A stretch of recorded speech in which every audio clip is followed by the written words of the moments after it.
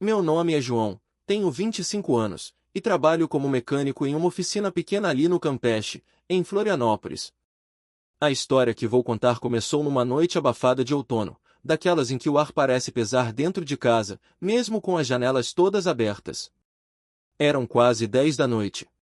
Eu estava jogado no sofá, de bermuda e camiseta velha, com um copo de suco quente na mão e o ventilador fazendo mais barulho do que vento. O WhatsApp mudo no celular largado sobre a mesa. Nada parecia fora do normal.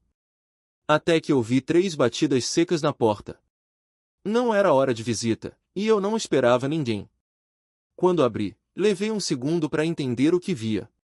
Helena, minha vizinha da casa ao lado, estava parada ali com 2 malas médias e um olhar perdido.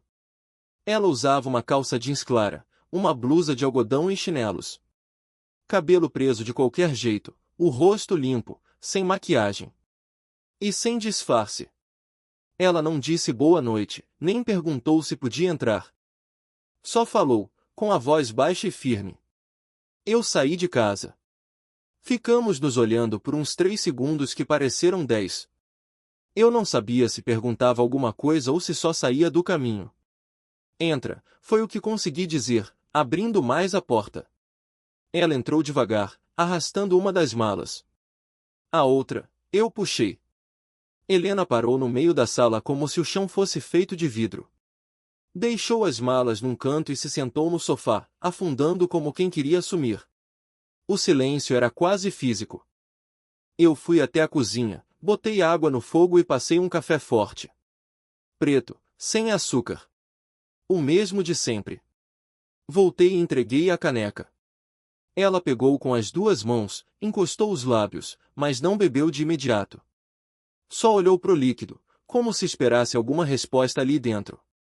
Eu precisava sair de lá, ela disse, sem olhar para mim. E foi só isso. Aquela foi a única frase completa da noite. Depois que ela terminou o café, pegou uma manta que estava dobrada no braço do sofá e se deitou, virada pro encosto, de costas para mim. Fiquei ali parado uns minutos, ainda com o cheiro do café do ponto espalhado na sala, tentando entender o que estava acontecendo. Fui pro quarto com o coração batendo estranho. Aquilo não era normal. Nem simples. Mas também não parecia errado. Deitei e fiquei olhando pro teto, com a sensação de que alguma coisa grande tinha começado, sem alarde, sem aviso. E tudo o que eu sabia era, ela estava ali. E não parecia que ia embora tão cedo. Quando acordei no dia seguinte, o sol já desenhava frestas quentes na parede da sala. A casa cheirava a café requentado e roupa limpa. Por um segundo, achei que tinha sonhado tudo. Mas quando saí do quarto, lá estava ela, Helena, sentada na mesma ponta do sofá onde dormira, agora com os pés descalços e o cabelo solto, meio amassado. Segurava a mesma caneca da noite anterior, com as 2 mãos, como se ainda buscasse alguma firmeza ali. Não disse bom dia. E eu também não. Tem pão se quiser. E manteiga. Tá na geladeira, murmurei, coçando a nuca. Ela só fez um leve aceno de cabeça. Aquela falta de pressa. Era como se o tempo tivesse outro ritmo desde que ela entrou na minha casa. Enquanto eu escovava os dentes, ouvi o barulho da torneira na cozinha e o tilintar de pratos. Quando voltei para a sala, ela já tinha lavado a caneca, limpado a pia e dobrado a manta. Tudo em silêncio. Tudo com uma delicadeza que me pegou desprevenido.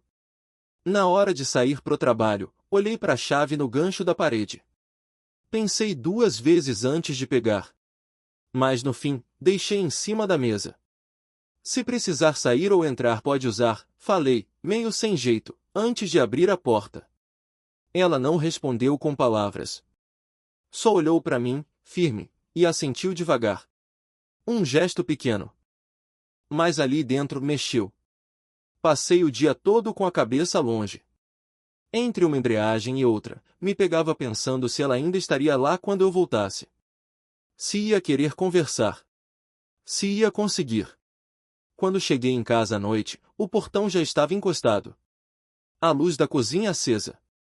A sala arrumada. E o cheiro. Não sei exatamente o que era, mas tinha arroz, alho, alguma coisa com ovo e talvez cheiro verde. Familiar. Quente.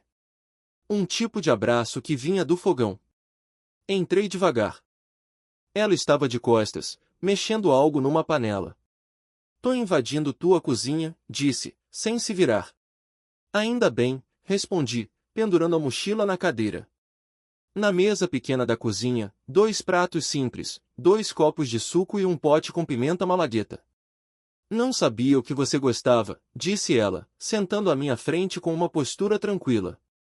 Os olhos, menos vermelhos, mas ainda carregados.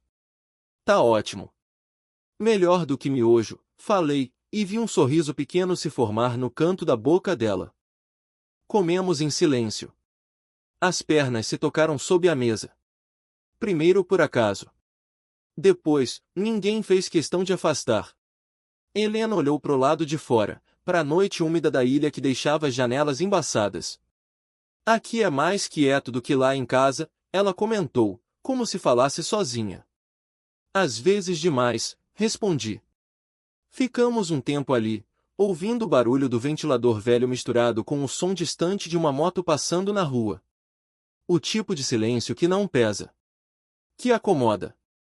Quando terminamos de comer, ela se levantou, lavou a louça sem dizer nada, enquanto eu secava com um pano já meio gasto da Renner. A cozinha voltou ao seu estado normal, mas a casa não era mais a mesma. Na sala, ela ajeitou as malas num canto mais discreto, como se aquilo já fosse rotina. Como se ficar ali tivesse se tornado natural. Eu sentei no sofá com o celular na mão, fingindo ver mensagens que não existiam. Ela veio logo depois, sentou ao meu lado, sem tocar, sem falar. Ficamos os dois olhando pro nada, como quem não quer mexer em nada por medo de estragar. Antes de dormir, enquanto eu apagava as luzes, ouvi a voz dela pela primeira vez naquele tom que mistura gratidão com alívio. Você não perguntou. E eu agradeço. Não respondi. Não precisava. Naquela casa pequena, entre paredes mofadas e móveis simples, havia agora uma presença diferente. E no meu peito, uma coisa nova, uma mistura de cuidado, medo e curiosidade. Eu só sabia que no dia seguinte, queria voltar para casa cedo. E que ela ainda estivesse lá. Na quarta-feira à noite, o ar no Campeche estava especialmente denso. Aquele tipo de umidade que faz os postes piscarem e o mofo da parede reaparecer. Quando voltei para casa, vi pela janela que a luz da cozinha estava acesa. Helena ainda estava lá. E eu não sabia bem se aquilo me trazia alívio ou mais perguntas. Ela estava sentada no chão da sala, de pernas cruzadas, folheando uma revista antiga que, até então, eu nem lembrava de ter vestido uma camiseta larga minha, dessas que a gente ganha em evento e nunca usa. O cabelo preso alto, os pés descalços. Levantei a mão em um gesto bobo, como se pedisse licença para entrar na minha própria casa. Ela sorriu com o canto da boca e voltou os olhos pro papel. Sentei ao lado, no sofá. Ficamos um tempo sem dizer nada, ouvindo o barulho de chuva miúda começando a cair no telhado de zinco. Até que ela falou. Mauro não sabe. O nome caiu como pedra num poço. E nem deve saber, completou, virando a página devagar. Mauro. O advogado respeitado da rua de cima, o cara que andava de terno até no verão. O marido, agora ex? Dela. Vizinhos por acaso. Nunca fomos próximos, mas já havíamos trocado algumas palavras no mercado, sobre cerveja, futebol, essas amenidades de calçada. Você quer que eu fale com ele? Perguntei, mais por reflexo do que por coragem. Helena fechou a revista e a largou no chão, sem pressa. Não ainda. Talvez nunca. Havia algo no olhar dela. Não era tristeza. Era medo. Medo contido, desses que a gente aprende a esconder com o tempo. 2 dias depois, numa sexta-feira abafada, eu cruzei com Mauro na rua. Ele estava varrendo a calçada com a mesma energia impaciente de sempre. Resolvi parar. E aí, tudo certo? Ele me olhou como quem vê alguém que já não entende mais. Mais ou menos, disse, baixando a vassoura. Você viu a Helena? Engoli em seco. Vi. Não era mentira. Ele limpou o suor da testa com o braço, encarando o chão. Ela já estava distante há muito tempo. Só faltava sair mesmo. Foi só isso. Nenhuma raiva. Nenhuma cobrança. Só um vazio. Voltei para casa com um peso estranho. Não era culpa. Era outra coisa. Como se eu tivesse tocado numa coisa frágil demais com mãos sujas de graxa. Helena estava sentada na calçada, com uma garrafa de água na mão, vestindo um moletom meu, largo nos ombros dela.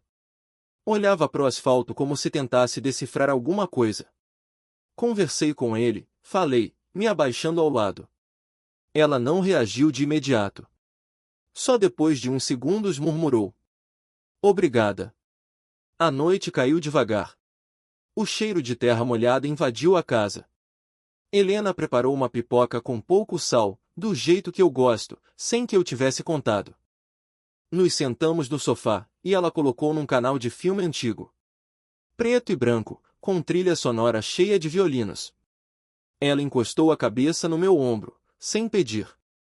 O cabelo dela cheirava a shampoo simples, desses de farmácia, e algo nela parecia estar exausto de se segurar. Durante o filme, ela adormeceu ali, com o corpo mole e a respiração leve. Eu fiquei imóvel, ouvindo a chuva engrossar lá fora, sentindo o peso bom da presença dela. Não toquei nela. Não me mexi. Só fiquei ali, olhando para a TV sem ver nada.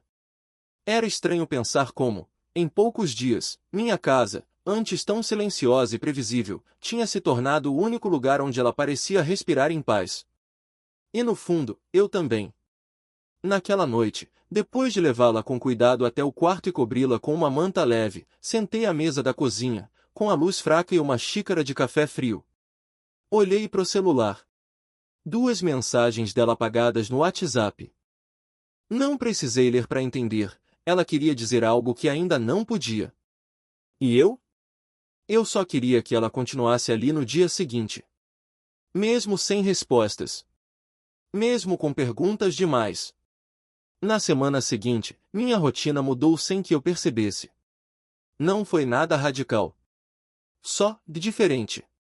Como quando a gente muda a disposição dos móveis e só se dá conta ao tropeçar no que não estava ali antes.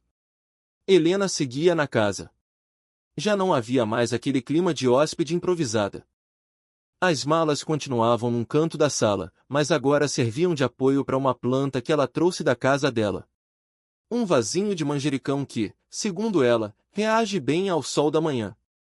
Eu saía cedo para a oficina, ela ficava. Cozinhava, limpava, escutava a rádio baixo na cozinha. Às vezes me mandava uma mensagem no WhatsApp com uma foto de uma receita, perguntando: você comeria isso? Outras, só um emoji de café. E toda noite, lá estava ela, me esperando com um cheiro diferente no ar. Arroz soltinho, sopa de legumes, macarrão com molho branco. Nada sofisticado. Mas feito com cuidado. Com presença. Um dia, cheguei cansado, e encontrei o armário reorganizado. Meias dobradas, camisetas por cor, até as ferramentas que eu largava pela casa estavam empilhadas numa caixa. Virou síndica, é? Brinquei, com a mochila ainda no ombro. Ela riu. Um riso verdadeiro, daqueles que vêm de dentro, com os olhos fechando junto. Foi a primeira vez que vi o rosto dela assim, leve. Só tentei colocar um pouco de lógica nesse caos. Bagunça com método é meu estilo, respondi, encostando na pia. Naquela sexta, saímos juntos pela primeira vez. A ideia era simples, pão de queijo na padaria da esquina. Helena prendeu o cabelo com uma presilha improvisada, colocou uma blusa minha por cima do vestido e saímos andando, os dois de chinelo, falando pouco. Na fila do caixa, ela segurou minha carteira antes que eu pagasse. Hoje é por minha conta. Tá se achando, hein? Murmurei, sorrindo de lado. Na volta, ela carregava o saco de papel no braço e ria de algo que uma senhora tinha dito na padaria. Ria de verdade, com o corpo, com o som. Ria como quem lembrava que ainda podia.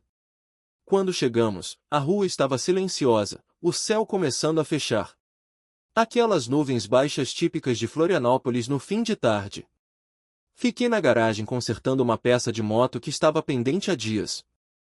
Helena se sentou na escadinha com uma taça de vinho barato, observando em silêncio. Você gosta de silêncio, né? Perguntou, depois de um tempo. Eu levantei os olhos, suando, com a chave inglesa na mão.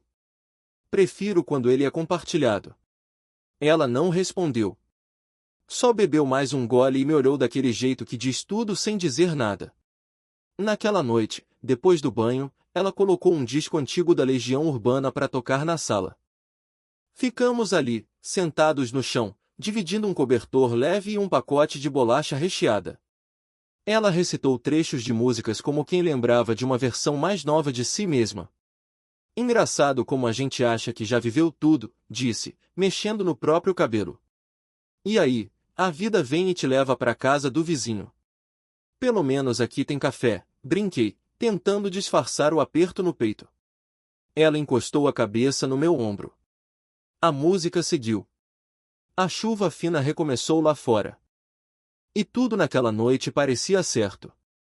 No dia seguinte, quando acordei, encontrei um bilhete na mesa da cozinha. Fui até a praia dar uma caminhada. Volto antes do almoço. Peguei sua camiseta cinza emprestada. A que não combina com nada, então, tecnicamente, combina comigo. Assinado com um desenho torto de um coração. Ali, naquele papel de caderno arrancado, percebi, aquilo não parecia mais só uma pausa. Parecia o começo de alguma coisa. E por mais que eu ainda não soubesse o que era, já tinha medo do dia em que pudesse acabar. Começou com um gesto pequeno. Um clique de mouse, um abaixar de volume, um olhar evitado. Notei primeiro pelo celular dela, que agora passava mais tempo desbloqueado sobre a mesa, com a tela no Facebook, em grupos de aluguel em Florianópolis. Kitnets no Córrego Grande, estúdios em Canasvieiras, kitnets mobiliadas no Campeche mesmo. Tá pensando em ir embora? Perguntei, fingindo desinteresse enquanto pegava um copo d'água. Helena demorou a responder. Continuou olhando para o anúncio de um apartamento com 26 metros quadrados, banheiro com azulejo antigo e sofá-cama. Preciso ter algo meu de novo, disse, finalmente, sem encarar. O copo gelado na minha mão não ajudou a esfriar o que senti por dentro. Mas disfarcei. Se quiser ajuda com a mudança quando for a hora, falei, e logo me arrependi do tom casual. Ela assentiu. Mas não sorriu. Naquela noite, enquanto ela fazia arroz com cenoura e mexia a panela com um foco quase obsessivo, senti o ar entre nós mudar. Ela evitava o olhar. Eu, o toque. Só depois, já na pia, secando os pratos enquanto ela lavava, ouvi sua voz quebrar o silêncio. Você não me vê como um problema? Demorei a entender. Como assim? Ela virou de leve o rosto, sem largar a esponja. Uma mulher mais velha, separada, cheia de bagagem, invadindo tua rotina. Parei de secar. Encostei o pano na pia e falei sem pensar. Eu vejo você como Helena. Ela soltou um meio riso, que não era exatamente alegre. Isso é bom ou ruim? É só real. Mais tarde, ela apareceu na cozinha com um pote de sorvete na mão. Sentou à mesa sem cerimônia e me ofereceu uma colher. Ficamos ali, dividindo direto do pote, como adolescentes. Rimos de um meme tosco no grupo da oficina, e por um instante, era como se tudo tivesse voltado ao início, leve, silencioso, íntimo. Até ela suspirar, olhando pro celular. Tem um apartamento em Canasvieiras que parece bom. Chão de taco, janela grande. Praia mais fria da ilha, murmurei. Ela riu. Talvez eu respire melhor lá. Fiquei quieto. Sentia que, se falasse qualquer coisa além daquilo, a palavra errada podia desmoronar tudo. No dia seguinte, enquanto eu passava óleo numa corrente de bicicleta na garagem, ela apareceu com os cabelos molhados de banho e uma expressão diferente. Segura. Talvez decidida demais. Liguei pro dono. Vou visitar o apartamento amanhã, disse. Assenti. Foi só isso. Assenti como quem aceita o inevitável. Naquela noite, não teve arroz. Nem filme. Só silêncio. Até que ela se aproximou de mim na cozinha, enquanto eu lavava um copo. Tocou meu braço devagar. Eu virei o rosto, e antes de conseguir perguntar qualquer coisa, ela me beijou. Foi leve. Foi hesitante. Foi como se ela pedisse desculpa e permissão ao mesmo tempo. Não avancei. Mas também não recuei. Os lábios dela se afastaram com a mesma cautela com que chegaram. Ficamos a poucos centímetros um do outro, respirando perto demais.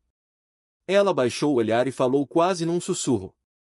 Desculpa, não sei por que fiz isso. Eu sei, respondi, mesmo sem ter certeza. Ela saiu da cozinha sem dizer mais nada.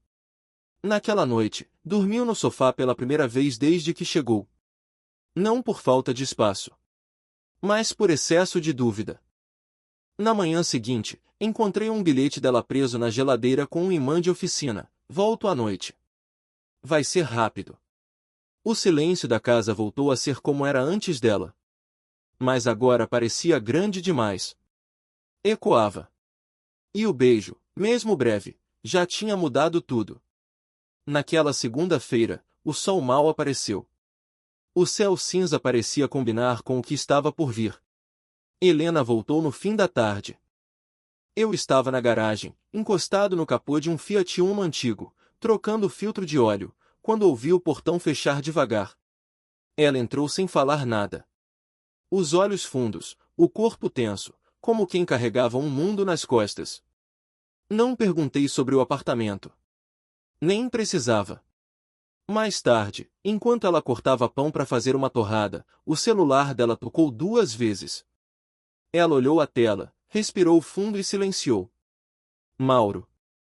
Vi o nome brilhar por um segundo antes de desaparecer. Ele tá insistindo? Perguntei. Ela assentiu, mexendo a manteiga na frigideira como quem queria transformar o barulho do estalo em resposta. E sua irmã? Arrisquei. Descobriu. Me ligou hoje cedo. Fez uma pausa longa antes de continuar. Disse que isso tudo é uma loucura. Que eu tô agindo como uma adolescente fugindo de casa. E você? Eu desliguei. Ela colocou as torradas num prato e sentou à mesa. Comeu devagar, como quem mastiga junto os sentimentos. Fiquei ali, encostado no batente da porta, sem saber o que fazer com as mãos. Depois, sem aviso, ela começou a chorar. Baixo. Silencioso. Aqueles choros que não pedem consolo, só espaço. Fui até o fogão, liguei a chapa e preparei um pão na chapa com queijo. O mais simples. O mais nosso. Coloquei na frente dela sem falar nada. Ela olhou, deu uma mordida. Depois outra. E continuou comendo mesmo com os olhos cheios. Você é a única coisa leve na minha vida, disse, com a voz quebrada. Aquele tipo de frase que a gente guarda para sempre, mesmo que venha num momento quebrado. Naquela noite, ela não dormiu no sofá. Nem na cama de visitas. Veio pro meu quarto. Não disse que queria. Só deitou ao meu lado com uma naturalidade que não pedia licença. O corpo dela encostou no meu, quente e frágil, como se tudo que existisse ali fosse o agora. Ficamos em silêncio. Minhas mãos na cintura dela, os cabelos dela espalhados no travesseiro. Nada foi dito. Mas tudo estava ali. Sem pressa. Sem drama. Como se fosse inevitável. Acordei antes dela. Ainda estava escuro. Senti a respiração calma dela no meu pescoço, o braço jogado sobre meu peito.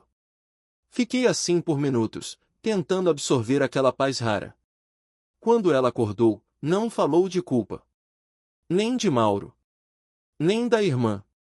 Só se levantou, colocou a camiseta larga de dormir e foi até a cozinha preparar o café. Como se tudo tivesse acontecido 1000 vezes antes. Como se aquele lugar, aquela rotina, aquele quarto, fossem dela também. Na mesa, entre 2 pães com margarina e uma garrafa de café quase vazia, ela falou sem olhar para mim. Agora eu sei por que vim parar aqui. Foi tudo o que disse. E tudo o que eu precisava ouvir. Na terça, Helena passou o dia inteiro com o celular na mão. Mandava mensagens, tirava fotos da sala, anotava coisas num caderno velho que encontrou na gaveta da cozinha. A energia dela estava diferente, mais resoluta. Como quem já tinha tomado uma decisão, mesmo que o coração ainda não tivesse acompanhado. Na quarta, confirmou. Aluguei o apartamento em Canasvieiras. Mudança no sábado. Eu só assenti. Demorei uns segundos para responder. Estava trocando a lâmpada da varanda e, de repente, a luz queimada pareceu a menor das preocupações da minha vida. Precisa de ajuda para empacotar? Perguntei, sabendo que a resposta seria sim e ao mesmo tempo querendo que fosse não. Preciso, respondeu, sem hesitação. Na sexta-feira à noite, começamos a separar as coisas dela. As 2 malas iniciais agora tinham virado 4. Mais sacolas, caixa com livros, outra só com panos de prato e canecas. Helena dobrava as roupas com cuidado, como se cada peça fosse uma despedida. Na última gaveta, ela encontrou uma blusa minha. Cheirou. Guardou no fundo de uma mala. Não comentou. Fingimos normalidade. Mas ela não coube por muito tempo. Você acha que eu tô fugindo? Ela perguntou, sentada no chão, com um monte de cabos e carregadores espalhados ao redor. Demorei para responder. Acho que você tá tentando respirar. Mas parece que tá fazendo isso com pressa. Ela jogou o carregador numa sacola e levantou, caminhando até a porta da sala. É sempre assim, disse. Quando eu tomo uma decisão, parece que tô errada por querer escolher por mim. E eu tô dizendo que você tá errada? Perguntei, com a voz subindo um pouco mais do que devia. Tá. Quando olha desse jeito. Quando fala com esse tom. Quando me trata como se eu tivesse que pedir autorização para recomeçar. Ficamos em silêncio. Duro. Fechado. Quente. Ela foi pro quarto e fechou a porta com mais força do que o necessário. Eu fiquei na sala. Sozinho. Pela primeira vez desde que tudo tinha começado. No sábado, acordei com o barulho do caminhão de mudança parando na rua. A casa já estava meio vazia. Meia dela. Meia minha. Totalmente estranha. Ajudei a carregar caixas, malas, penduricalhos. Colocamos tudo no caminhão com a eficiência de quem quer terminar logo. Ela agradeceu aos rapazes da mudança, subiu no banco do carona e não olhou para trás. Dentro de casa, tudo pareceu maior. Ou talvez só mais oco. A cozinha tinha eco. O sofá estava desarrumado. Na cama, encontrei uma carta. Papel dobrado em 4, com minha letra no envelope, João. Abri com mãos lentas. A letra dela era firme. Clara. João. Você foi meu ponto de paz. Nesse redemoinho que minha vida virou, você foi o único lugar onde eu parei de girar. Mas agora, eu preciso ser o meu próprio ponto de paz. Preciso olhar no espelho e me reconhecer sem depender de ninguém para respirar. Isso não é um adeus. Mas é uma escolha. A minha. Obrigada por ter sido casa quando a minha deixou de ser. Helena. Li 3 vezes. Depois deixei a carta sobre a mesa, ao lado da garrafa de café que, por hábito, preparei cedo demais. O sábado seguiu. Fiz compras no mercado sem lista. Andei à toa pela oficina. Evitei voltar para casa até a noite cair. Domingo, acordei tarde. Olhos pesados, cabeça cheia. A casa em silêncio total, como era antes dela. Mas agora doía. Estava passando o café quando ouvi o portão abrir. Levantei a cabeça com o coração disparando. Helena. Sem malas. Sem caixas. Com o mesmo moletom cinza que ela adorava roubar de mim. Eu fui, disse, parada no batente da porta. Eu vi, respondi, ainda sem entender direito. Mas não consegui ficar longe. Só isso. E aquele moletom molhado na barra, sujo de areia. Como se ela tivesse caminhado até o mar, encarado a própria decisão, e voltado. Sem drama. Sem promessa. Mas com tudo o que importava. Ela voltou diferente. Não no olhar, nem no jeito de andar. Mas na forma como ocupava o espaço. Como quem não queria mais invadir, queria dividir. Helena não voltou com as malas, nem desfez a mudança. Mas passou a aparecer todos os finais de semana. Sempre com algo nas mãos, um pão caseiro, uma garrafa de vinho, ou só uma sacola com frutas frescas do mercado do centro. Agora eu moro em Canasvieiras, mas meu fim de semana é aqui, ela dizia, enquanto tirava a sandália e caminhava descalça pela casa, como se nada tivesse mudado. Mudou. Mas não para pior. Criamos um novo ritmo, mais calmo. Nos víamos nas sextas à noite, quando ela chegava com o cabelo solto e um cansaço bom. Jantávamos qualquer coisa, deitávamos no sofá e ela sempre dormia antes do filme acabar. Aos sábados, acordávamos com o sol entrando pela fresta da cortina e dividíamos o café da manhã em silêncio.